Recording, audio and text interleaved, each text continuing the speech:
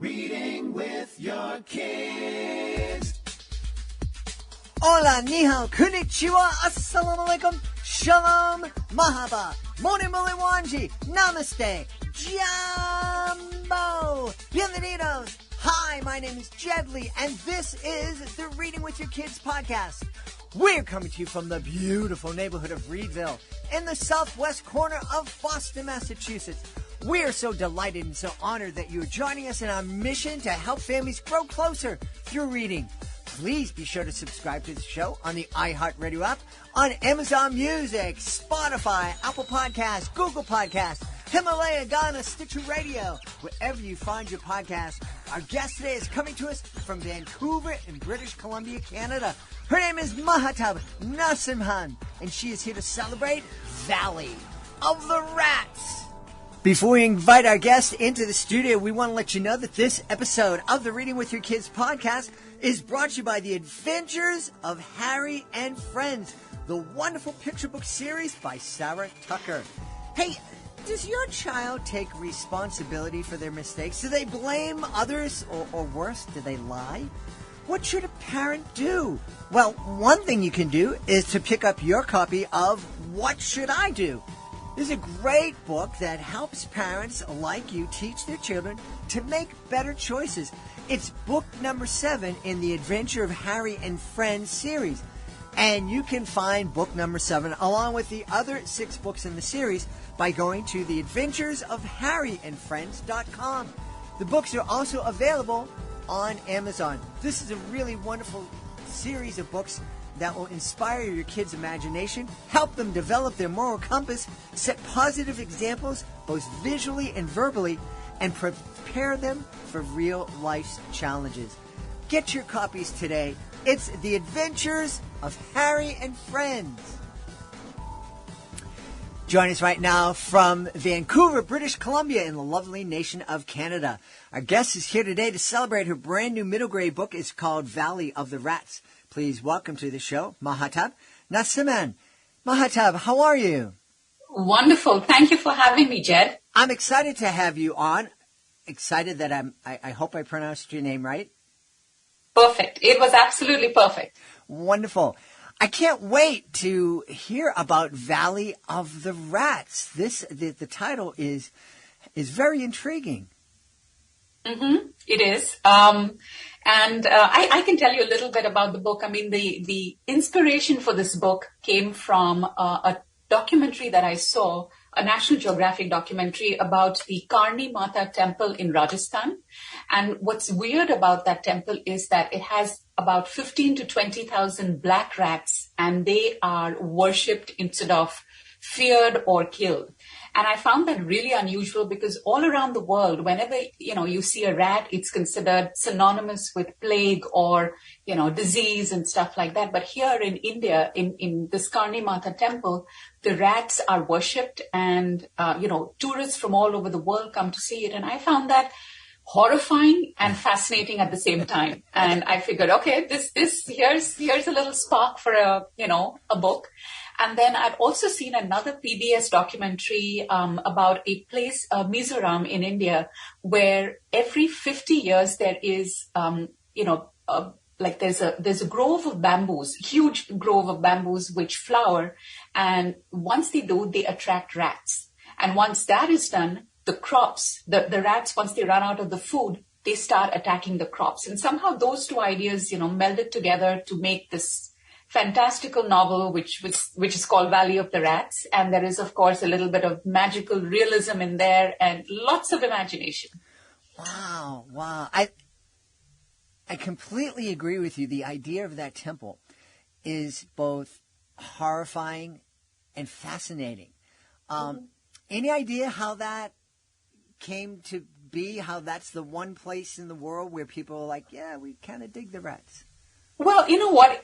In India, at least in the Hindu culture, people do believe in reincarnation. Right. So there are some people, at least a few people, that believe that, when humans die, they are reincarnated in the form of a rat. And if you worship them and you respect them, they would probably, once they die in their rat form, they come back in the human form, and like everyone goes through it. So even the priests who are looking after the temple and the rats, they believe that they themselves at some point in time are going to die.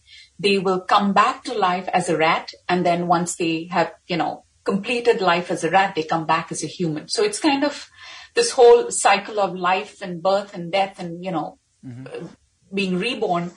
That I think prompts this thing of, let's look after the rats because tomorrow that could be me. Right. And I hope that someone looks after me and feeds me, and then I'm going to come back as a human. Now, of course, there is no truth to that, but it's a belief, and all of the customs that have kind of flowed from it is from that belief. Interesting. What a interesting conversation to have with your kids. Just, again, we love that books give us a glimpse. They can act as a window where we can look in and see how other people not only are living, but how other people are thinking, what they believe, and have discussions about that, and also teach our kids to. That might be different than the way we look at the world, but those people deserve to be respected and loved, and could be great friends of ours. Absolutely. I mean, you know what? You really hit the nail on the head. I think with books we can do that so well because, of course, you can't tell a kid that, okay, today we are going to learn about respecting another culture. I mean, that's too dry. But if you present this idea as an underlying theme in a story where, you present an exciting adventure, because on one level, Valley of the Rats is an exciting adventure about this young boy who's a germaphobe, and he wants to bond with his father. And they decide, or rather Krish, the young boy, decides, okay, if I go on a camping trip with my father, I'm going to bond with him. Turns out that, they're lost in the Ladakh forest. They come up, on this village, and this village has got the strangest customs possible. Now, on one level, it's a fun adventure story and a little gory as well at certain points.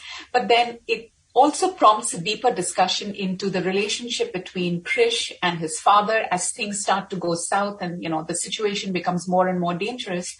And then Krish also has to learn to trust Tashi, who is the shaman's daughter, the shaman of the village.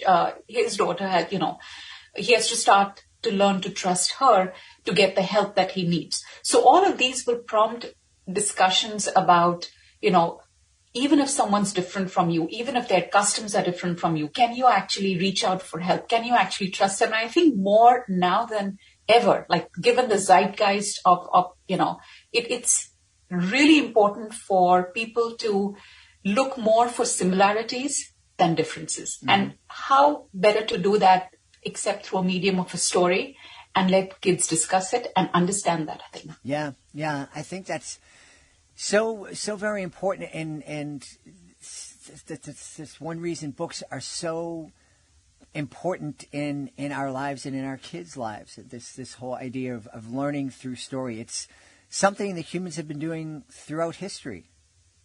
Absolutely. Yeah. Oh, yeah. One thing that you mentioned, I think I heard you say, was that your lead character is a germaphobe. Yes. So that little quirk must have made for some interesting experiences in the story? Absolutely. I mean, you know what? I have to say that every time I write a story, of some of my own characteristics kind of seep into the main character. So I have to say I am not as bad a germaphobe as Krish, but I am a bit of a germaphobe. And I can tell you the pandemic has, kind of made that a little worse. But, like grocery carts, the handles of grocery carts, I don't like touching those. I don't like touching the doorknobs of bathrooms or basically any door handles. And if I do, then I have to kind of sanitize my hands after that. But I could, in the story, I could take this a lot further with Krish and give him all of those little phobias. And, it just makes a story more interesting, a character more interesting. And also the fact that a character, given all of these insecurities and these little quirks, and how they change over the course of the story and how they end up. I mean, that's actually very rewarding, because at least middle grade readers, they read a story for, because they love a character, and they also want to see change and growth at the end. So it was a wonderful way to show how Krish started out, and through the story arc, how he changed and grew and became a better person. Yeah, neat. When you mentioned that you were a germaphobe, the first thing that came into my mind is that the past 2 years must have been horrible for you.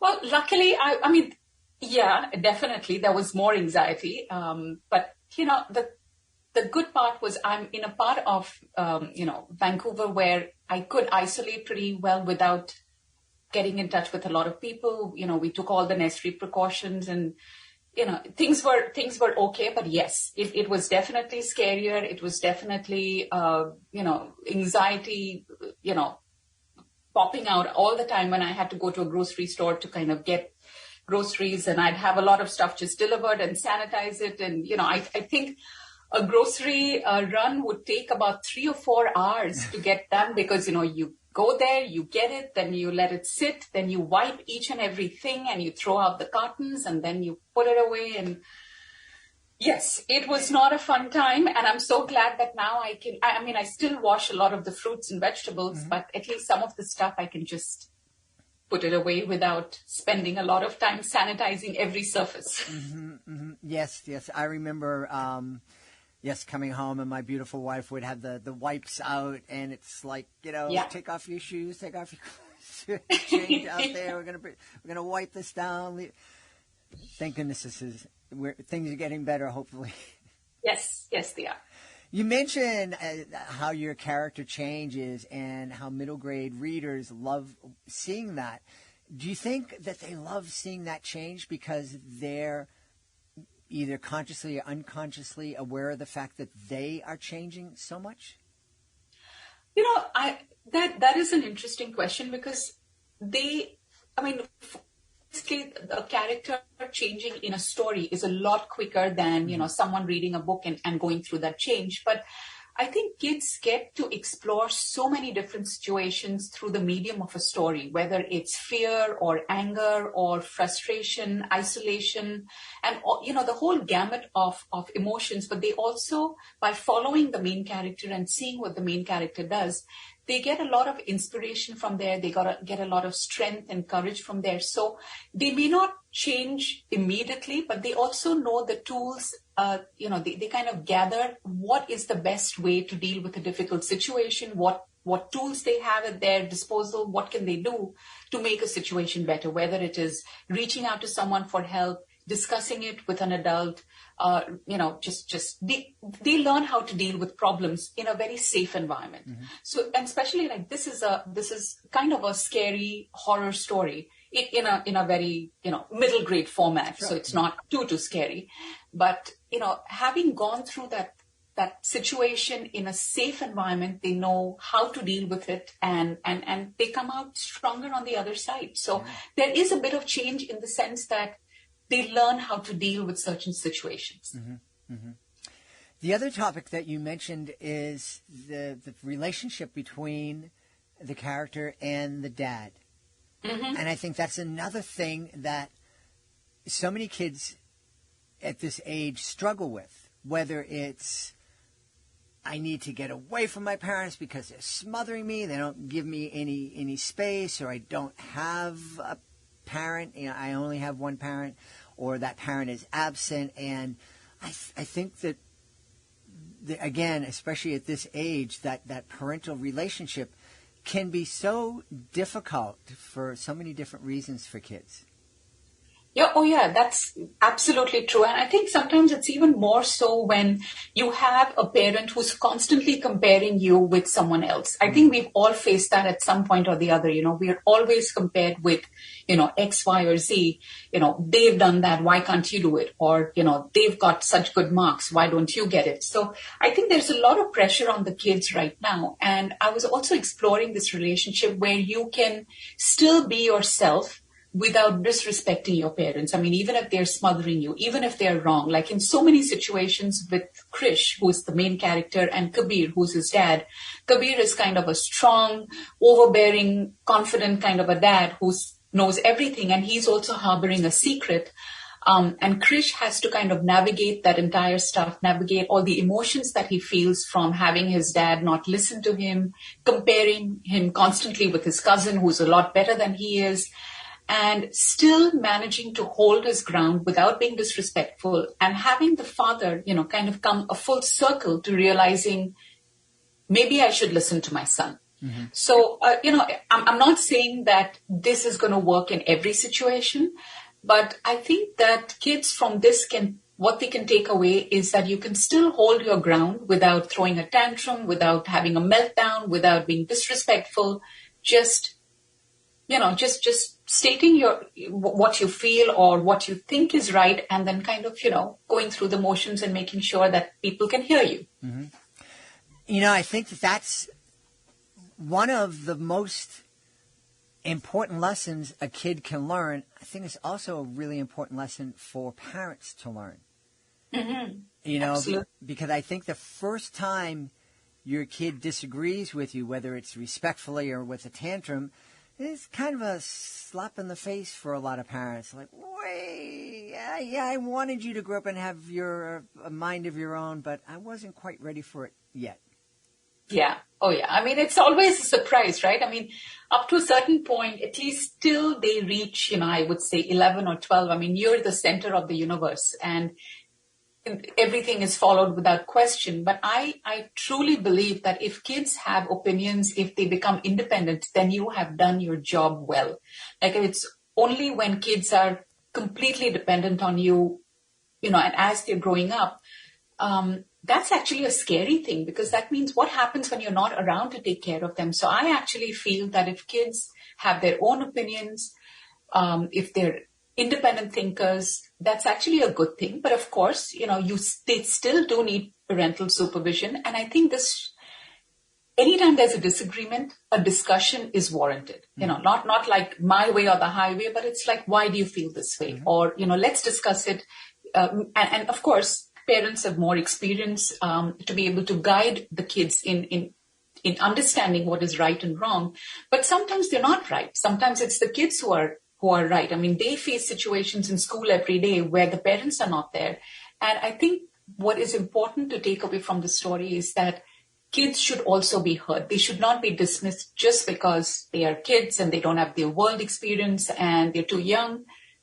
Everyone needs to be heard. Yeah, yeah. I think one of the ways that we can start building that relationship is with our teenage kids, our tweens, is when they're 4 and 5 years old, when they're on our laps and we're asking them, when we're reading together and we're asking them questions, what do you think is going to happen next? What do you think about the decision the fluffy bear made? And we're telling our kids that we care about their opinion. We want them to express it.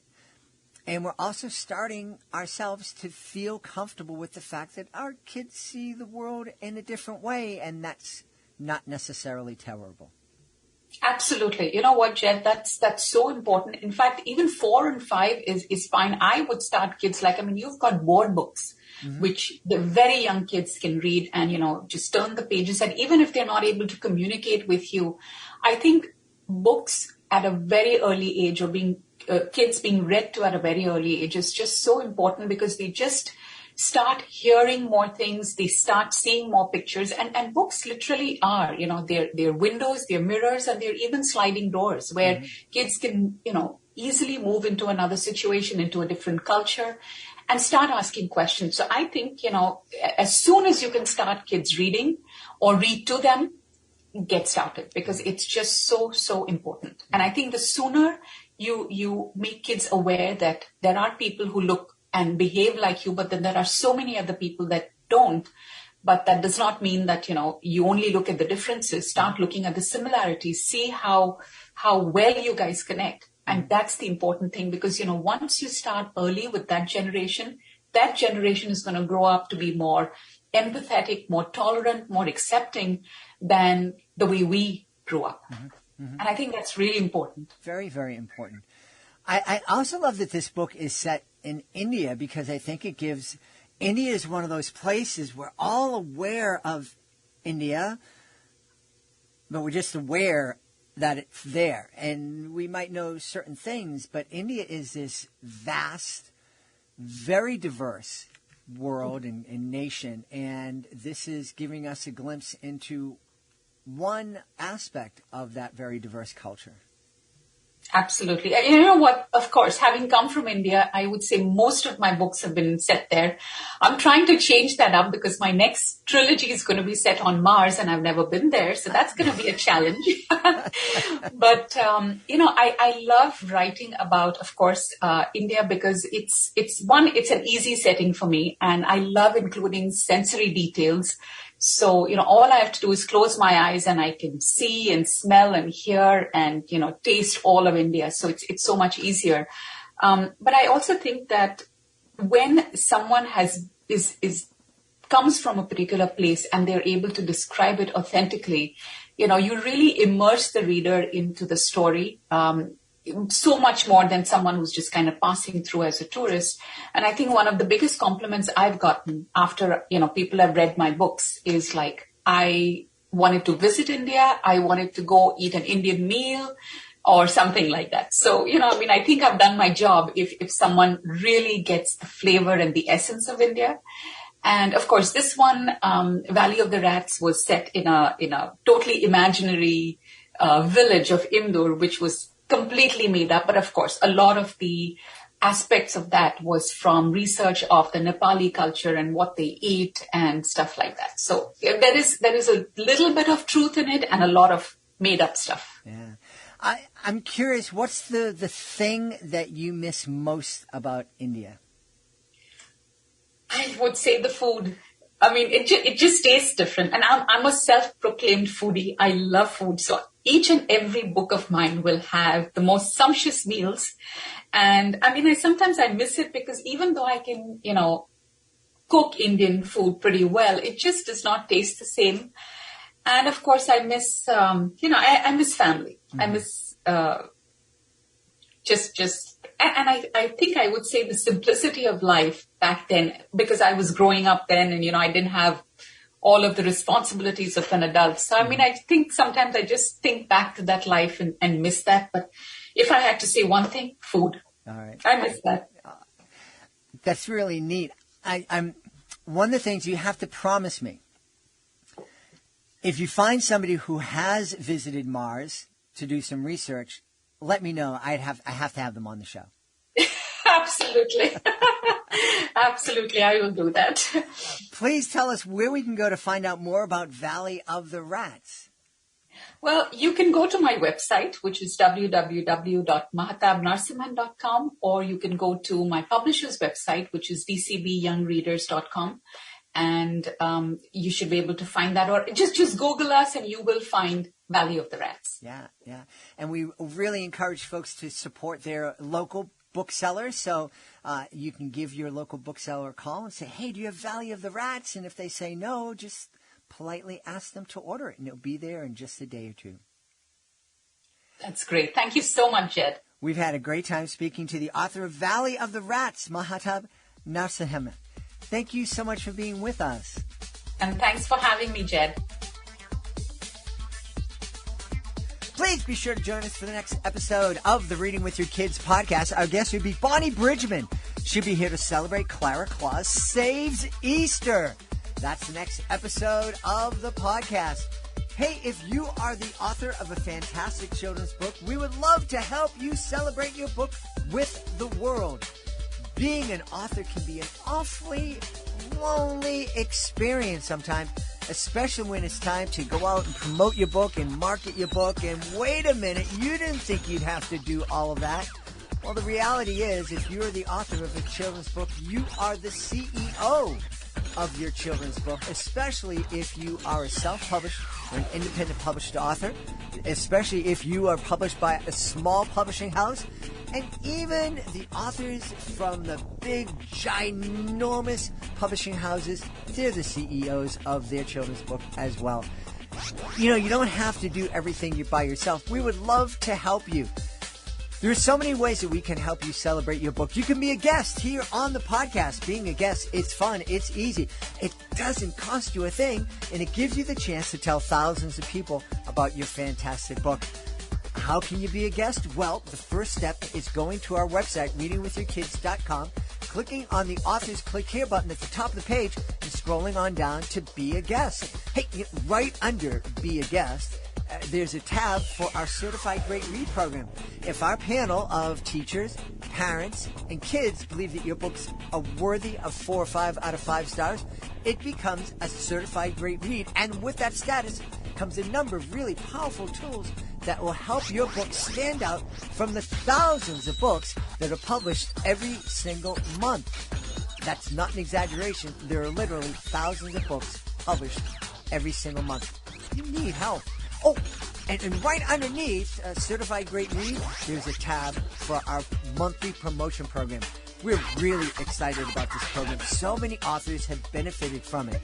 We will promote your books through commercials on the podcast, through messages to our 77,000 plus social media followers, and display your book on our nationwide network of digital pedestrian billboards. Learn all about this and more by going to readingwithyourkids.com, clicking on the author's Click Here button at the top of the page. I want to thank the folks who made today's show so wonderful. Of course, I want to start by thanking our guest, Mahtab Narsimhan. Please be sure to check out Valley of the Rats. Also want to thank our sponsor, The Adventures of Harry and Friends by Sarah Tucker. Also want to thank my team, Fatima Khan, Rory Grady, Skylar Strauss. I want to thank my beautiful wife for all the support she gives me. Most of all, we all want to thank you. Thank you so much for taking the time to join us today. And as always, thank you so very much for taking the time to make the world a better place by reading with your kids. I'll be looking for you in the next edition of the Reading with Your Kids podcast.